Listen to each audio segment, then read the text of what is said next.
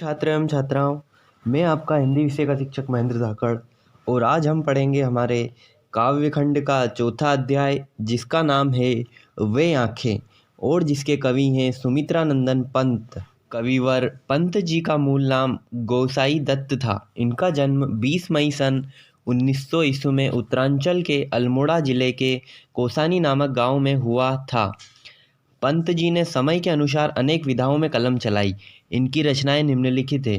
काव्य में वीणा, ग्रंथि, पल्लव, गुंजन, युगवाणी, ग्राम्या, चिदंबरा, उत्तरा, स्वर्ण किरण, कला और बूढ़ा चांद, लोकायतन आदि है। नाटक में रजत रश्मि, ज्योत्सना, शिल्पी और उपन्यास में हार, कहानी व संस्मरण है।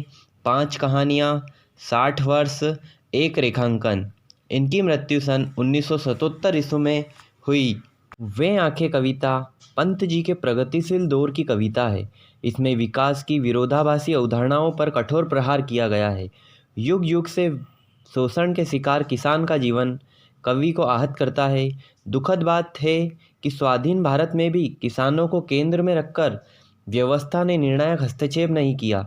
यह कविता दुष्चक्र में फंसे किसानों के व्यक्तिगत एवं पारिवारिक दुखों की परतों को खोलती है और स्पष्ट रूप से विभाजित समाज की वर्गीय चेतना का प्रारूप प्रस्तुत करती है। हमारा पहला पद्यांश है। अंधकार की गुहा सरीखी उन आँखों से डरता है मन, भरा दूर तक उनमें दारुण दैन्य दुख का नीरव रोदन। वह स्वाधीन किसान रहा अभिमान भरा आँखों में इसका, छोड़ उसे मझधार आज संसार कगार सदस्य भह खिसका। प्रस्तुत पद्यांश पाठ्य पुस्तक आरोह भाग 1 में संकलित वे आँखें नामक कविता से अवतरित है। इसके रचयिता कविवर सुमित्रानंदन पंत हैं। प्रस्तुत पद्यांश में कवि ने भारतीय किसान के भयंकर शोषण व दयनीय दशा का वर्णन करते हुए लिखा है कि शोषित किसान की गड्ढों में धसी हुई आंखें अंधेरी गुफा के समान दिखती है, जिनके मन में अज्ञात भय उत्पन्न होता है। ऐसा लगता है कि उनमें बहुत दूर तक कोई कष्टप्रद दयनीयता व दुख का मौन रुदन भरा हुआ है। दैन्य दुख का नीरव रोदन अर्थात उसकी आंखों में भयानक गरीबी का दुख व्याप्त है। किसान का अतीत अच्छा था, वह स्वाधीन किसान रहा अभिमान भरा आंखों में इसका। पहले किसान अच्छा था, वह सदैव स्वाधीन था, उसके पास अपने खेत थे, उसकी आंखों में स्वाभिमान झलकता था। परंतु आज वह अकेला पड़ गया है। संसार ने उसे समस्याओं के बीच में छोड़कर किनारे की तरह किनारा कर लिया है। हमारा दूसरा पद्यांश है। लहराते हुए खेत द्रगों में हुआ बेथकल वह अब जिनसे, हंसती थी उसके जीवन की हरियाली जिनके त्रन त्रन से। आँखों ही में घूमा करता वह उसकी आँखों का तारा, कारकुनों की लाठी से जो गया जवानी ही में मारा। किसान अपने अतीत का स्मरण करता है। उसकी आंखों के समक्ष खेत लहलहाते नजर आते हैं, जबकि अब उन खेतों से उसे अलग कर दिया गया है। जमींदारों ने उसकी ज़मीन हड़प ली है। कभी इन खेतों के तिनके तिनके भी कभी हरियाली लहराती थी तथा उसके जीवन को सुखमय बनाती थी। आंखों ही में घूमा करता। आज वह सब कुछ समाप्त हो गया है। किसान की आंखों में उसके प्यारे पुत्र का चित्र उभरा रहता है। उसे वह दृश्य याद आता है जब उसके जवान बेटे को जमींदार के कारिंदों ने लाठियों से पीट पीट कर मार डाला था। वह उसके लिए बड़े ही दुख की बात थी। इस प्रकार कवि कह रहा है कि किसान की अंधकार की गुफा के समान आंखों में दुख की पीड़ा भरी हुई है। इन आंखों को देखने से डर लगता है। जो किसान पहले स्वतंत्र थे, जिसकी आंखों में अभिमान झलकता था, आज सारे संसार ने उसे अकेला छोड़ दिया। उसकी आंखों में लहलहाते खेत छलकते हैं, जिनसे अब उसे पृथक कर दिया गया है। उसे अपने बेटे की भी याद आती है, जिसे जमींदार के कारिंदों ने अर्थात नौकरों ने लाठियों से पीट कर मार डाला। अगला पद्यांश है। बिका दिया घर द्वार महाजन ने, न ब्याज की कोड़ी छोड़ी, रह रह आँखों में चुभती वह कुर्क हुई पर्दों की जोड़ी। उजरी उसके सिवा किसे कब पास दुहाने आने देती, आँखों में नाचा करती उजड़ गई जो सुख की खेती। अर्थात किसान कर्ज में डूब गया। साहूकार ने धन व ब्याज की वसूली के लिए किसान की स्थायी संपत्ति को नीलाम कर दिया, उसे घर से बेघर कर दिया। अपने ऋण का ब्याज की पाई पाई वसूल कर ली। किसान को सर्वाधिक पीड़ा तब हुई जब बैलों की जोड़ी को भी नीलाम कर दिया गया।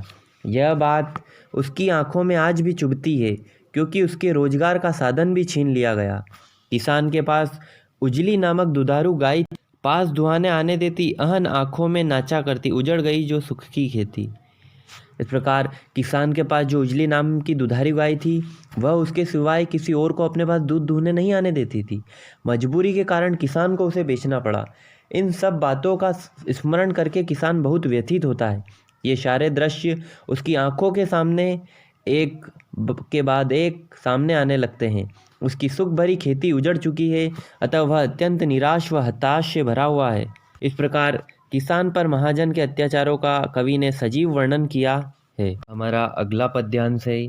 बिना दवा दर्पण के घरनी, स्वर्ग चली आंखें आती भर। देख रेख के बिना दूध मुही, बिटिया 2 दिन बाद गई मर। घर में विधवा रही पतोहू, लक्ष्मी थी यद्यपि पति घातिन। पकड़ मंगाया कोतवाल ने, डूब कुएं में मरी एक दिन। बिना दवा दर्पण के घरनी, अर्थात बिना दवा व दारू के अभाव में किसान की पत्नी मर गई, उसको इलाज नहीं मिल पाया। यह सोचकर उसकी आंखों में आंसू आ जाते हैं। पत्नी की मृत्यु के बाद उस पर आश्रित किसान की नन्ही बच्ची भी 2 दिन बाद मर गई। किसान के घर में उसकी विधवा पुत्रवधू लक्ष्मी बची हुई थी, परंतु उसे पति को मारने वाला समझा जाता था। समाज में पति की मृत्यु होने पर उसकी पत्नी को हत्या का जिम्मेदार मान लिया गया। एक दिन कोतवाल ने उसे बुलवाकर उसकी इज्जत लूटी। लाज के कारण उसने कुएं में कूदकर आत्महत्या कर ली। इस प्रकार से किसान का पूरा परिवार ही बिखर गया।